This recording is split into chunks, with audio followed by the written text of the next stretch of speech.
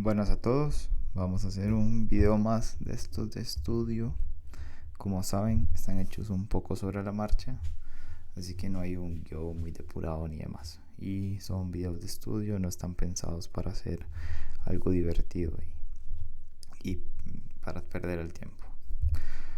Como dice el título del video, vamos a hablar sobre la IFRIC 1, cambios en pasivos existentes por retiro del servicio, restauración y similares. Lo primero, que es una IFRIC, que es una CNIF.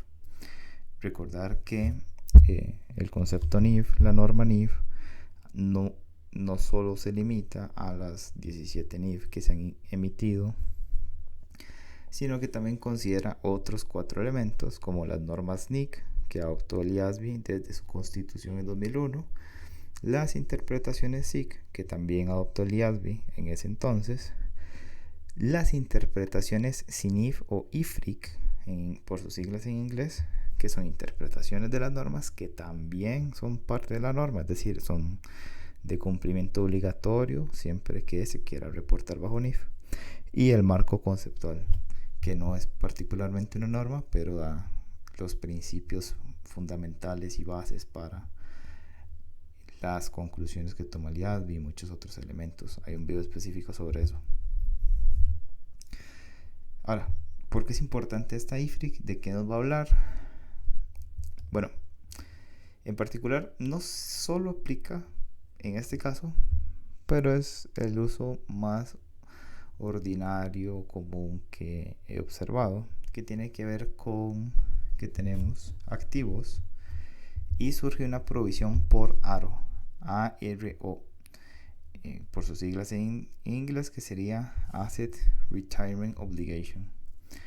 ¿Y por qué surge esa obligación? ¿Por qué hay que registrarla? ¿Por qué está en la cuenta y demás? Bueno, surge desde el párrafo 16 del NIC 16, que nos dice que como parte del costo de los elementos de propiedad, planta y equipo está así: lo que se paga en las facturas, los otros costos atribuibles a la ubicación del activo en el lugar y las condiciones necesarias para operar de la forma prevista por la gerencia, y el que nos interesa a nosotros, el C, la estimación inicial de los costos de desmantelamiento y retiro del elemento.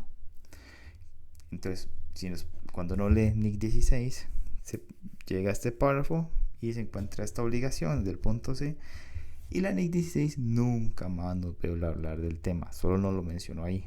Entonces surge la necesidad de crear una norma nueva, que es la IFRIC 1, que es de interpretación. Ya vamos a ir para allá. Sin embargo, quería que habláramos un poquito sobre dos conceptos que tienen que ver con la IFRIC y que son fundamentales para entender por qué la contabilización es la que estableció el IASB y no otra. Vamos a hablar de que, y en general en la conta, existen, voy a simplificar por ahorita, dos tipos de partidas. Las partidas que se miden por el valor razonable de la partida de la contrapartida entregada, como ocurre con propiedad, planta y equipo. Acá, ¿qué nos dice la norma? Vamos a ir directamente en el párrafo 6 de definiciones de la NIC 16. Nos dice qué significa costo. Recordemos que aquí utilizamos la palabra costo. Entonces, ¿qué significa aquí costo? Nos dice que es el importe en efectivo o equivalentes de efectivo pagados, o bien el valor razonable de la contraprestación entregada para adquirir un activo. Luego nos habla un poco de NIF 2, que no viene al caso. Pero nótense que dice que los activos de propiedad, planta y equipo se registran al costo por el valor de lo que yo entrego. Eso significa que si yo voy a comprar un vehículo y el vehículo tiene un valor de mercado de $10,000, pero yo pagué $8,000, yo no registro 10, yo registro los $8,000 que yo pagué, porque no nos interesa el valor de mercado de lo recibido, sino que nos interesa el valor de mercado de lo entregado. En este caso, lo recibido vale 10, pero yo pagué 8. Entonces registro lo que entrego. ¿Okay? Porque podemos ver acá donde la norma dice entregado, y dice entregado, dice pagado. ¿Sí? Ok. Entonces aquí esto de paso me da un pie a desmentir uno de los grandes mitos de la contabilidad que dice que todo va a valor razonable. No, no es cierto. Hay partidas que van por el valor razonable de lo entregado, no de la partida propiamente. De manera similar sucede con la mayoría de los inventarios. La norma igual hace una excepción cuando habla de, por ejemplo, inventarios de metales extraídos, materia prima extraída, o de frutos que provienen de activos biológicos. En esos casos el concepto costo es diferente, pero en los casos tradicionales donde yo manufactura, de todos los elementos que le incluyo al inventario los obtengo de proveedores o de la mano de obra, todo eso va al costo histórico de lo entregado. Igual las propiedades de inversión pasan, incluso tienen casi que la misma definición calcada de NIC 16. En cambio, hay otras partidas que vamos a decir que se miden por el valor razonable de la partida per se, que dice medio recibida, no siempre recibido, pero llamaremos de la partida per se, como en la NIF 9, instrumentos financieros. Aquí la norma sí es clara y nos dice que un instrumento financiero se reconoce al valor razonable de la partida. Y si hay una excepción, cuando el instrumento financiero se mide al costo amortizado, se mide el reconocimiento inicial, va a ser el valor razonable de la partida recibida más los costos de la transacción. ¿Por qué? Porque después los amortizaremos con la tasa interna de retorno del instrumento. Pero, digamos, si se trataran de acciones, por ejemplo, que no cumple la prueba del SPPI, la acción se contabiliza por el valor razonable de la acción. Entonces pongamos el mismo ejemplo del carro, pero pongámosle acciones. Si yo compro acciones que tienen un valor de mercado de 10.000, pero yo pagué 8.000, y el valor razonable de mercado es fácil de medir, digamos, no hay limitaciones y es claramente diferente, pues la contabilización debería ser el instrumento financiero por 10.000, aunque yo pagué 8. Entonces sería el asiento, activo financiero por 10.000, bancos, digamos, la salida de efectivo 8.000 al haber, y habría un ingreso inmediato desde la transacción de 2.000 para cuadrar el asiento, porque por partida doble debe haber, tiene que sumar igual. Ok, entonces vean que es diferente. En la propia planta de equipo yo registré los 8.000 porque es lo que yo pagué, mientras que en los instrumentos financieros yo registro 10, que es lo que vale la partida recibida. Eso es muy importante que lo tengamos en mente. Para ampliar un poco el concepto, y el que esté interesado, vamos a irnos a el capítulo 6 del marco conceptual de la NIF versión 2020, que es la última y la vigente.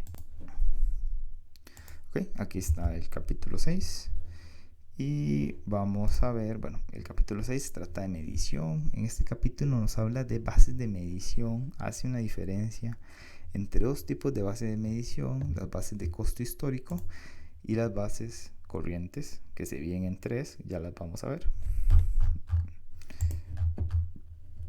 Que es el valor corriente se divide en valor razonable. Hay una subsección que tiene un doble nombre, dice valor en uso y valor de cumplimiento.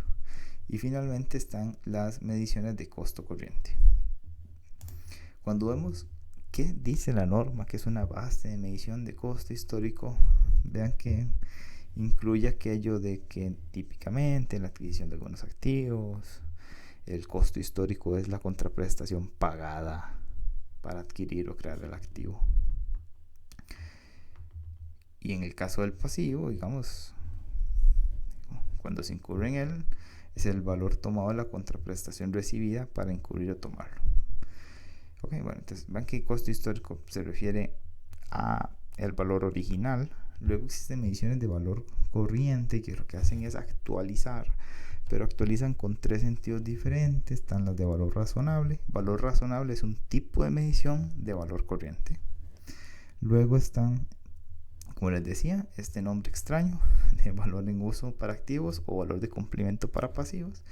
Y finalmente está el costo corriente. Las grandes diferencias son que el valor razonable mide los efectos de mercado. Cuando hablamos de valor en uso para activos y valor de cumplimiento para pasivos, nos estamos refiriendo a principalmente mediciones que tienen que ver, son mediciones de entidad, son mediciones que incorporan más los elementos de la entidad que informa que los del mercado.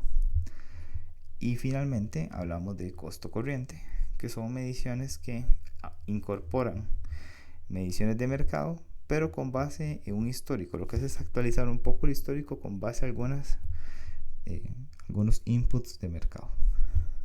En particular, existe bastante debate sobre qué son las provisiones, no les voy a mentir. Yo aquí ponía provisiones dentro de las partidas que se miden a valor razonable de lo recibido. ¿Ok? Venga, aquí está provisiones. Pero le ponía un asterisquito al igual que le puse inventario. ¿Por qué? Porque vean que yo puse aquí valor razonable entre comillas. Y es porque existe cierto debate si la provisión, el valor con el... Hay una técnica de medición que típicamente es proyecto flujo si traigo valor presente con una tasa típicamente libre de riesgos, típicamente. Pero existen ciertas dudas, porque aunque todos sabemos que sí, es una medición de valor corriente, hay diferencias de criterio de si llamar a esto valor razonable o no llamarlo valor razonable. Digamos que sí es un valor razonable, está bien.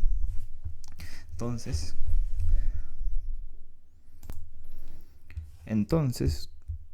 vamos a ver un párrafito más del marco conceptual para terminar un poco la idea, que nos dice que cuando se adquiere un activo o se incurre o asume un pasivo como resultado de un suceso que no es una transacción en términos de mercado, puede no ser posible identificar el costo, ¿okay?, de la transacción. En algunos de estos casos se usa un valor corriente del pasivo como costo atribuido en el reconocimiento inicial. O sea, ¿y por qué menciono eso? Porque si me devuelvo aquí al párrafo 16 y me dice que tengo que incluir una estimación inicial de los costos de desmantelamiento, esta estimación inicial, si bien no es un costo histórico que viene de una contraprestación entregada, ¿ok? Esto no es una contraprestación entregada, claramente esto va a ser en el futuro, ¿verdad? Entonces, este elemento en particular no es una contraprestación esperada, sino que viene siendo una especie de costo atribuido que lo calculamos en referencia al valor del pasivo, que es una provisión, y que sí, esa provisión llamaremos que se estima en su valor inicial como un valor corriente, un valor razonable entre comillas. Y por eso es que es importante toda esta introducción, para que tengamos siempre en mente que los elementos A y B de propiedad, planta y equipo van a costo histórico, van al valor de la contrapartida entregada, y que el C toma como referencia el valor del pasivo como costo histórico y como referencia de la contrapartida entregada. En realidad yo estoy entregando una especie de compromiso de retirar, desmantelar, rehabilitar el lugar donde está el activo, dependiendo de la situación, ¿verdad? Entonces vamos a ver el ejemplo, que era lo que quería, que trae la norma, y hacer los cálculos con ustedes para que vean cómo la norma llega a las conclusiones que tiene. Vamos primero a hacer una pausa para buscar acá la interpretación propiamente, ¿verdad? Y ver un poquito, hay un importante que la lean, esta vez no voy a hacer lectura párrafo a párrafo. Hay unos antecedentes, por lo general los formatos de las IFRIC, esta es la primera, pero hay varias.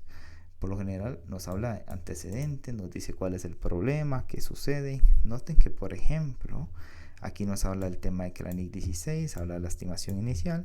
También nos dice que esa estimación inicial se asume que se mide como una provisión según NIC 37, y que la medición de esa provisión ya está claro, ¿ok? La interpretación no nos va a dar guías sobre cómo se mide la provisión, sino que nos va a dar guías de cómo hacer la contabilización de los cambios.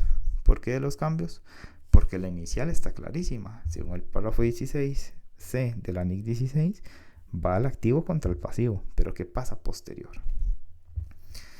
La norma nos dice cuáles son sus alcances y luego plantea el problema, le hagan la lectura y llegan los párrafos importantes que vamos a profundizar en el párrafo 4 y 5 de la norma. Pero para profundizarlo es más sencillo ir a ver el ejemplo que trae la IFRIC en su sección B. Para ello me traje aquí los párrafos uno a uno, los más importantes, a un Excel donde vamos a hacer los cálculos. Entonces, en el párrafo EI, que E es de ejemplo y ilustrativo, y el párrafo ejemplo ilustrativo 1 de la IFRIC 1, sección B, nos dice que nos va a decir hechos comunes, porque este ejemplo hace un split en dos casos. Vamos a ver sobre el primer caso, que es el de costo amortizado, el valor del activo a costo histórico menos depreciación.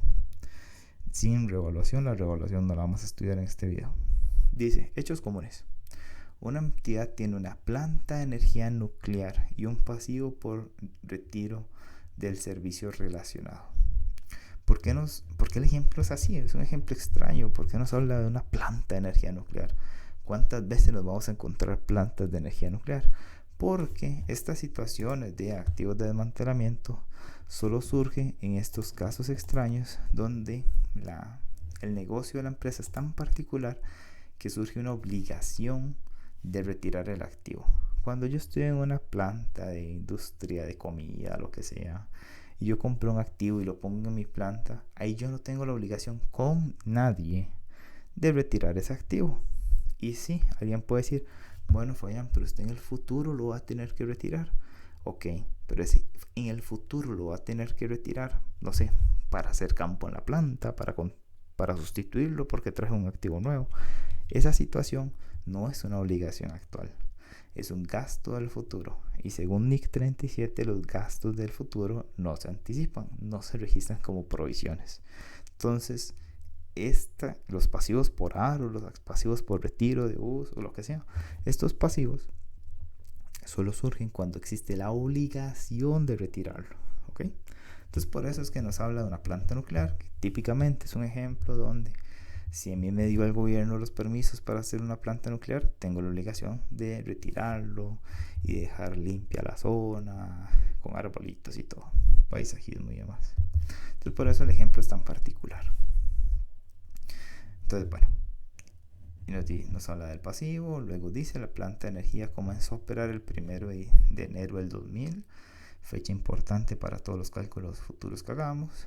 La planta tiene una vida de 40 años, el costo inicial fue de 120, esto incluye el importe por costos de desmantelamiento por 10.000, que representan 70.400 unidades monetarias en flujos de efectivo estimados pagaderos en 40 años, descontado a una tasa de riesgo ajustada del 5%. El precio del periodo contable de la entidad termina el 31 de diciembre, eso también es importante, pero se asumía, era bastante obvio. Entonces aquí tenemos alguna información inicial, el costo de la planta ya no lo dieron, son 120.000. Nos dice que el valor del componente de desmantelamiento son 10.000. Entonces significaría que los costos de los elementos A y B, o sea, los costos de estos dos amigos, son 110.000, ¿verdad? Porque estos 10.000 tienen que ver con el elemento C. Nos habla que hay una vida útil de 40 años. Y aquí yo quería demostrar que realmente los 70.400 descontados a una tasa de 5% por 40 años realmente nos dan los 10.000 y coincidimos al centavo. Si agarramos los 70.400 y le aplicamos la fórmula de interés compuesto para traer a valor presente por 40 años con una tasa anual del 5%, 10.000. Perfecto. Importante, tienen que saber matemática financiera. Y el asiento contable es muy sencillo. Hacemos el asiento por propiedad, planta y equipo, planta nuclear, como le quieran llamar, un activo. por 120,000 contra, pongámosle la cuenta por pagar al contratista, digamos que era un llave en mano y todos los 110,000 se los voy a pagar al contratista, que son NIC 16, párrafo 16, A y B, ¿verdad?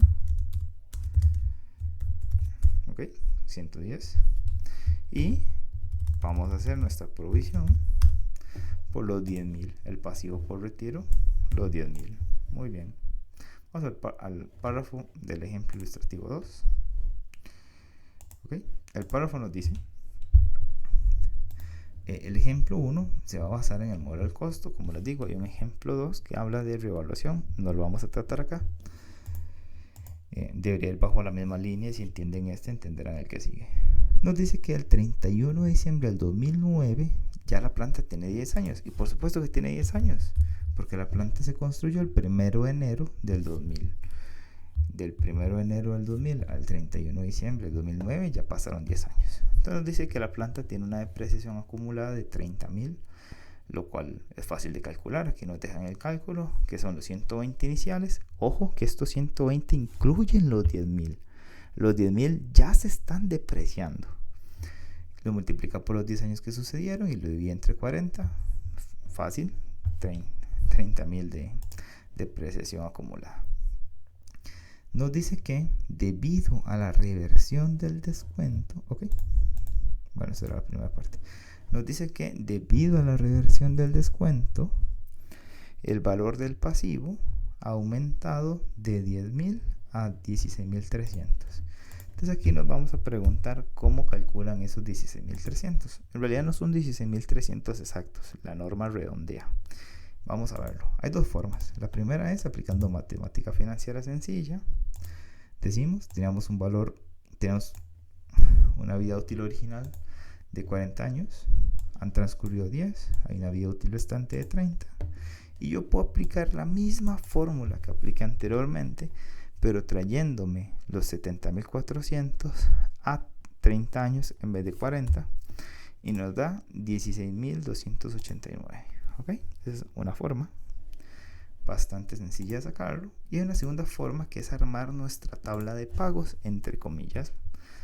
En realidad sí, vamos a hacer un único pago de 70,400 en el año 40.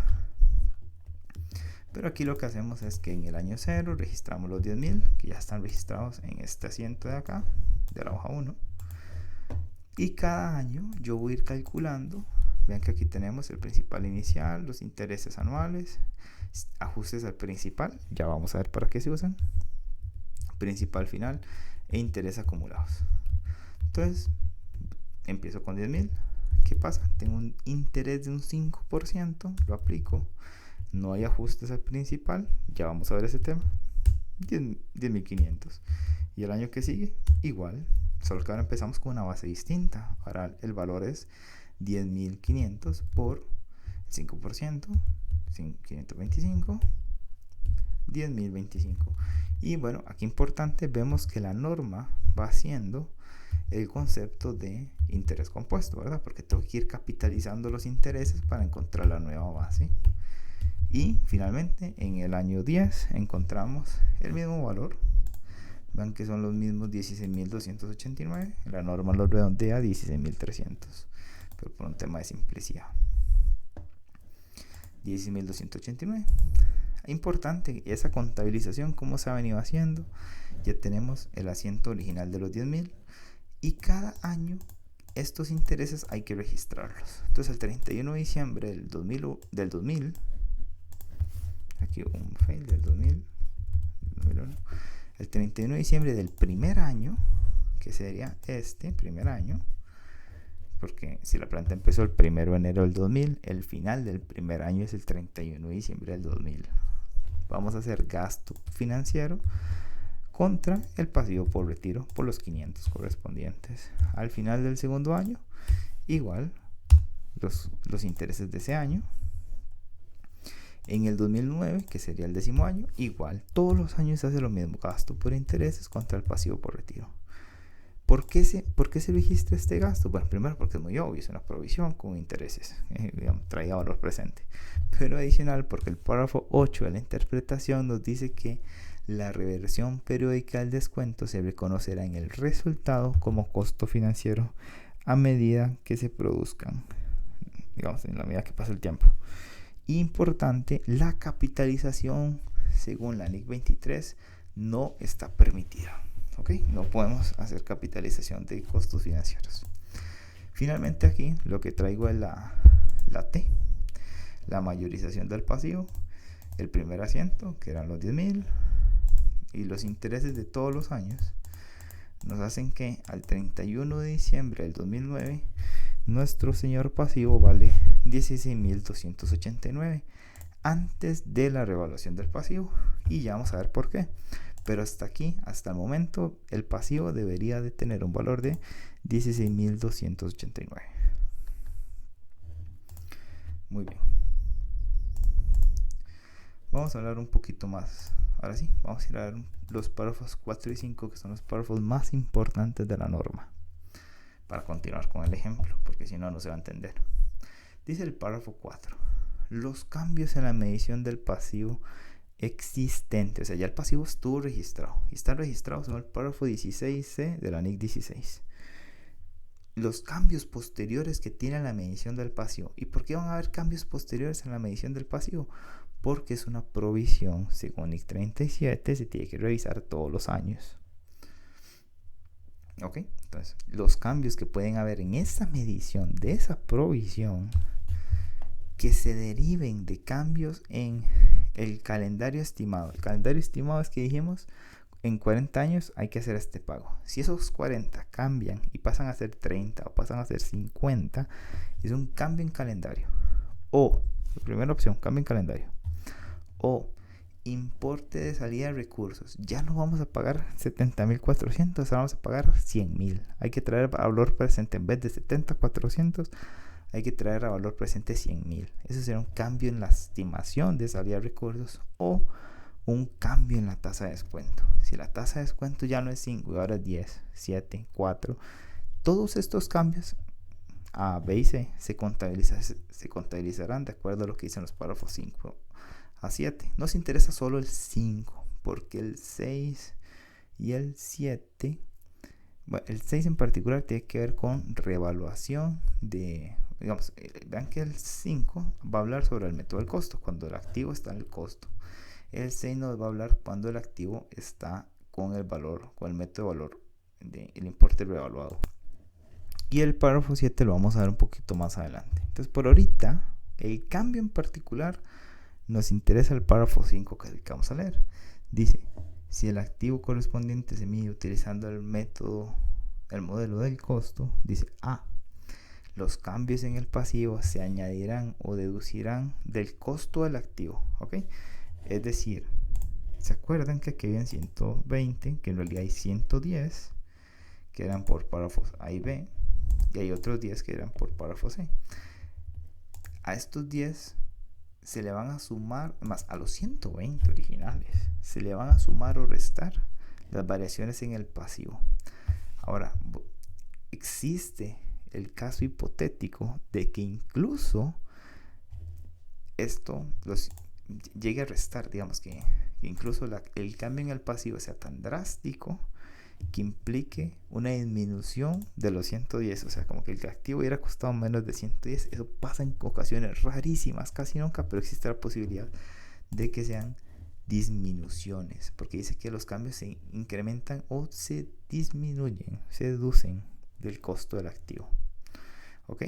Y no es, aquí vamos a hablar en el B, que no es del activo de los 10,000, no es la partecita de los 10,000, olvídense de los 10,000, el activo vale 120, ¿ok? A partir de hoy hablamos del valor del activo y va a quedar más claro en el B, porque dice, hay una condición, digamos, nos dice, si el importe deducido, porque les decía, suma o resta, si el importe deducido del costo del activo, okay, el costo deducido del importe no será superior a su importe en libros, o sea, yo no podría hacer una deducción.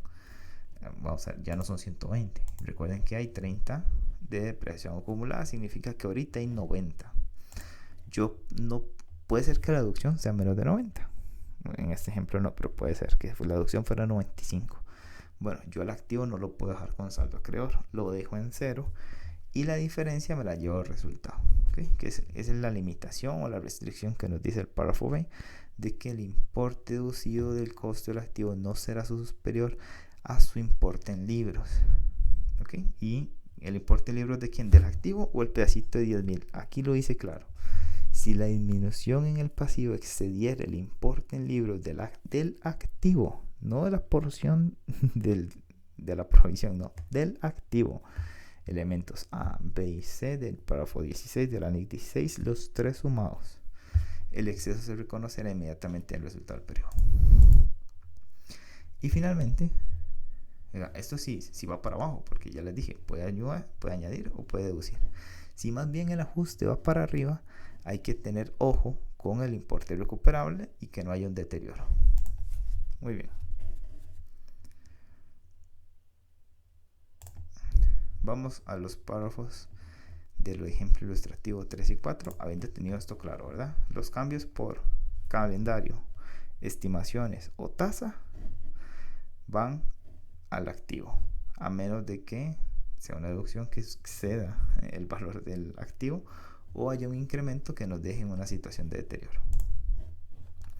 Listo, el ejemplo ilustrativo 3 nos dice que al 31 de diciembre de 2009, que es la misma fecha que teníamos en el párrafo 2, la misma fecha, o sea, al final del año 10, la tasa de descuento no ha cambiado, es decir, no habría cambios por tasa de descuento. O sea, párrafo 4, tasa de descuento no aplica porque es la misma. Sin embargo, la entidad estima que, como resultado de avances tecnológicos, el valor neto actual del pasivo por retiro del servicio ha disminuido en 8,000. Es decir, el pasivo que teníamos de 16,300 ya no vale 16,300, ahora vale 8,000 menos, es decir, ahora vale 8,300. O, digamos, hablámoslo aquí en la carrera, ahora valdría 8,289, si lo quieren con números exactos. Ahora vale 8,300. Entonces, en esa fecha hay que hacer el ajuste, hay que hacer el cambio. Y si tiene que ver, la norma no nos dice con claridad si es por vía útil o por la estimación. Pero como es cambios en temas tecnológicos, muy posiblemente tiene que ver con el importe de las salidas de recursos que se requerirán en el momento futuro. ¿Ok? Entonces hay un cambio por la estimación de lo que se va a pagar. Y ese cambio, noten que es de 8,000 y que sí está deduciendo el costo del activo. Y vean que lo deducen 8,000. Y voy a hacer aquí una pausa para escribir algo rápido. Ok, añadí esta partecita aquí para explicar y demostrar de que incluso en el ejemplo que ya tiene la IFRIC, la porción que tiene que ver con NIC 16, párrafo 16, inciso C, es decir, vamos a la PPT, es decir, lo tenemos acá, la parte de la estimación inicial de los costos de desmantelamiento, este inciso C, vean que incluso queda negativo en el ejemplo. ¿Por qué? Porque originalmente eran 10,000. La depreciación acumulada son 10 años entre 40 a 2,500. Significa que de ese elemento del inciso C, el valor en libros hoy son 7,500. Pero la norma me manda un ajuste por 8,000. Significa que ese elemento del activo hoy incluso tendría un efecto contrario. Tendría un saldo acreedor de menos 500. Lo que confirma que cuando aquí la norma habla de importe en libros, no se refiere al importe en libros de esa porción, se refiere al importe en libros del activo en general. Me devuelvo los 8,500. ¿Qué es lo que sucede? Se hace este asiento, el que ellos ya pusieron acá. Me pusieron un débito al pasivo. Entonces yo a la T que ya tenía, que ya habíamos visto acá en el ejemplo, a esta T que ya teníamos, le vamos a añadir un débito de 8,000 para que el pasivo resulte en los 8,300, los 8,289. Párrafo 4, ¿qué dice? Nos dice que tras el ajuste, o sea, tras meterle un débito de 8,000, el importe en libros del activo, ok, aquí estamos hablando del activo, es decir, teníamos 120 originales, ¿Ok? Tenemos 120 originales y esos 120 le vamos a restar la depreciación acumulada y ahora también le metimos un crédito, vean acá, de 8.000. Entonces significa que ahora tiene un valor en libros. Yo sé que está escrito ahí en el párrafo, muchachos, tranquilos. Ahora tiene un valor en libros de 82.000, ¿verdad? Que es lo que dice acá. Y estos 82.000 se van a depreciar, vamos a hacer el cálculo acá, a lo largo de los restantes 30 años de vida útil. Y vean que dice restantes, que la vida útil restante del activo. Los 82 van a pasar a depreciar 2.733. Antes esto depreciaba 3.000 anuales. Ahora está depreciando 2.733. Y adicionalmente, este mismo párrafo nos dice que en el caso del pasivo financiero, el próximo año va a tener una reversión del descuento. Reversión del descuento es el gasto financiero por 415. Vamos a verlo en la tabla. Recuerden la tabla que ya teníamos. Si se acuerdan que yo agregué una columna que decía ajustes al principal. Bueno, ahora ya la vamos a usar. Y aquí vamos a meter los 8.000. Entonces ya nuestro pasivo no vale 16.300, ahora vale 8.300.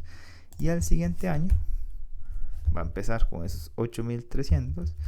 Se le va a aplicar la misma tasa, no ha cambiado la tasa, que es el 5, y nos da 415. Bueno, pongamos 8.300 aquí a mano para que vean que da los 4.015. Digo, los 415, que son los mismos 415 que menciona aquí el ejemplo de la norma, el párrafo específico.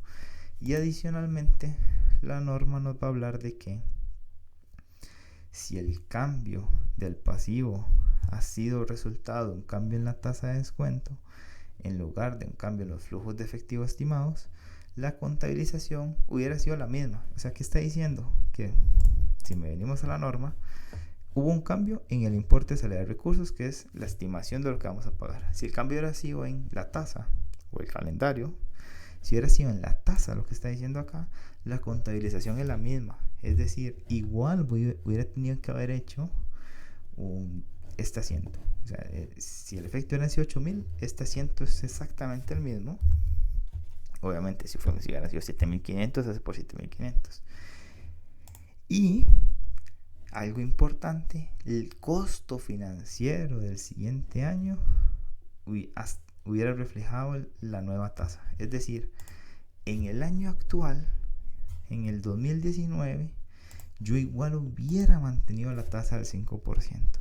El cambio, digamos que hubiera pasado a ser un 7, la aplicaría para el otro año. Ya este año, por eso ya traíamos la tabla con 5% e hicimos el ajuste, pero es hasta el siguiente año que voy a aplicar el cambio de la tasa. Por eso es que lo subrayo aquí en verde y es algo muy importante. Y finalmente voy a volverme a la norma. Nos hablaba párrafo 5 al 7. El 5, modelo del costo. 6, modelo de revaluación. Y el 7 es el que tenía que ver con lo que vimos aquí de la depreciación. Vamos a leerlo aquí en la norma, que nos dice que el importe depreciable ajustado del activo se depreciará a lo largo de su vida útil restante. Y que, importante, una vez que el activo ya haya cumplido su vida útil, todos los cambios posteriores en el pasivo se reconocerán en el resultado del periodo en que se mida o en que ocurra la medición. ¿Okay? Esto aplica para modelo del costo como para el modelo de revaluación. El 8 ya lo vimos, que era lo del costo financiero. Y listo, fecha de vigencia y demás. Y la transición, porque bueno, esta norma ya es viejita, así que nadie va a aplicar transiciones en este momento. Eso es básicamente la IFRIC 1, que tiene que ver con la contabilización del aro en español, digo en bajo NIF. Y les decía, aplica cuando usted tiene la obligación de hacer el retiro, no porque yo preveo que en el futuro la voy a hacer, eso sería un gasto futuro. Bajo NIF 37 no hay cabida para el reconocimiento actual de gastos futuros. Y espero que lo hayan disfrutado. Y adicionalmente les voy a dejar el link. Existe una página que es el CPD Box o el IFRS Box, cambiaron de nombre recientemente, que trata este tema, incluso con un ejemplo un poquito más profundo, pero bajo el mismo orden y esquema de ideas de lo que ya vimos. Entonces, también sería bueno, importante que le hagan lectura tanto a la IFRIC 1, que ojalá puedan hacer el recálculo de los números que vienen, hacia como lo hice yo en el Excel, y que también hagan lectura y recálculo del ejemplo que se presenta aquí en esta página web, que lo hace bastante bien. Entonces, eso es todo por hoy, muchachos. Muchas gracias. Espero que hayan aprendido y les sea de utilidad.